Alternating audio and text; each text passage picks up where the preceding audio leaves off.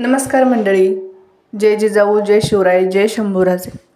तर मंडळी, काल होता मार्गशीर्ष महिन्यातला दुसरा गुरुवार। त्यानिमित्तानं मी केलेली पूजा त्याचा संपूर्ण व्हिडिओ मी तुमच्यासोबत शेअर करत आहे। तरी हा व्हिडिओ शेवटपर्यंत पहा आणि व्हिडिओ आवडल्यास लाईक करा आणि शेअर करा। आणि तुम्ही सुद्धा अशीच पूजा करता का हे कमेंटमध्ये नक्की सांगा। आणि जर तुम्ही आपल्या चॅनलवर नवीन असाल तर चॅनलला लगेच सबस्क्राइब करून घ्या आणि बेल आयकॉनच्या बटनावर जाऊन क्लिक करा, म्हणजे इथून पुढे येणाऱ्या प्रत्येक व्हिडिओचे नोटिफिकेशन तुम्हाला मिळत राहील। आणि एक मनापासून विनंती आहे की आपल्या चॅनलवरचे इतर सर्व व्हिडिओ सुद्धा नक्की बघून घ्या, कारण त्यातल्या प्रत्येक व्हिडिओमधून तुम्हाला काहीतरी शिकण्यासारखं नक्कीच मिळेल अशी आशा व्यक्त करते। तर मार्गशीर्ष महिन्यातल्या गुरुवारची म्हणजे महालक्ष्मी व्रताची पूजा आपण करतो, कारण आपल्याला सुख, शांती, समाधान, ऐश्वर्य प्राप्त व्हावं म्हणून ही पूजा करतो।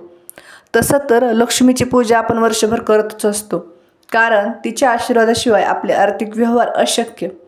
आणि इथे प्रत्येकजण माता लक्ष्मीचा भक्त आहे। लक्ष्मी ही चंचल आहे असं म्हणतात, म्हणूनच लक्ष्मी स्थिर राहावी, आपल्या घरामध्ये सुख, शांती, धन, संपदा लाभावी आणि देवी महालक्ष्मीचा आशीर्वाद कायम आपल्यावर राहावा म्हणून मार्गशीर्ष महिन्यातील गुरुवारची ही पूजा केली जाते। माता लक्ष्मी आपल्यावर प्रसन्न राहावी म्हणून तिची पूजा तर केलीच पाहिजे, पण त्यासोबत माता लक्ष्मीचा आदर सुद्धा केला पाहिजे। तर तो आदर कसा केला पाहिजे तर हे आपण जाणून घेऊयात। तर सगळ्यात प्रथम गोष्ट, पैसा हा प्रामाणिकपणे आणि कष्टानेच कमवावा। पैशाचे योग्य नियोजन सुद्धा केलं पाहिजे। आपल्या घरातील लक्ष्मी म्हणजे आपली आई असेल, बहीण असेल, मुलगी असेल किंवा बायको असेल, यांचा योग्य सन्मान करायला हवा। गरज बघून व योग्य विचार करून पैसा खर्च केला पाहिजे।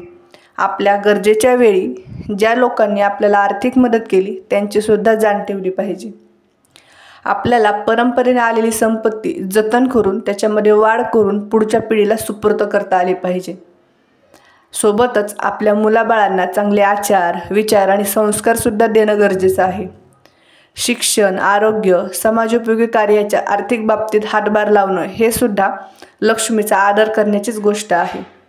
या विचाराने जो आचरण करतो त्याच्या घरी माता लक्ष्मी कायम निवास करते आणि त्याला सुख, समाधानाने आणि संपत्ती ऐश्वर्याने भरभरून टाकते। मार्गशीर्ष महिन्यातील गुरुवारची महालक्ष्मी व्रत कथा ही सर्वांनी ऐकली किंवा वाचली तर नक्कीच असेल। ज्याप्रमाणे माता लक्ष्मी शांबाला, सुरचंद्रिका राणी आणि भद्रश्रवा राजा यांना प्रसन्न झाली, अगदी त्याचप्रमाणे तुम्हा आम्हा सर्वांना माता महालक्ष्मी प्रसन्न व्हावी, तुमच्या आमच्यावर तिचा कृपादृष्टीचा हात नेहमीच साथीला असावा किंवा सोबतीला असावा अशी प्रार्थना करते। जर अशा प्रकारे माता महालक्ष्मीची किंवा गुरुवारची व्रतकथा जर मनापासून श्रद्धापूर्वक जर केली तर माता लक्ष्मी कायमच प्रसन्न राहील।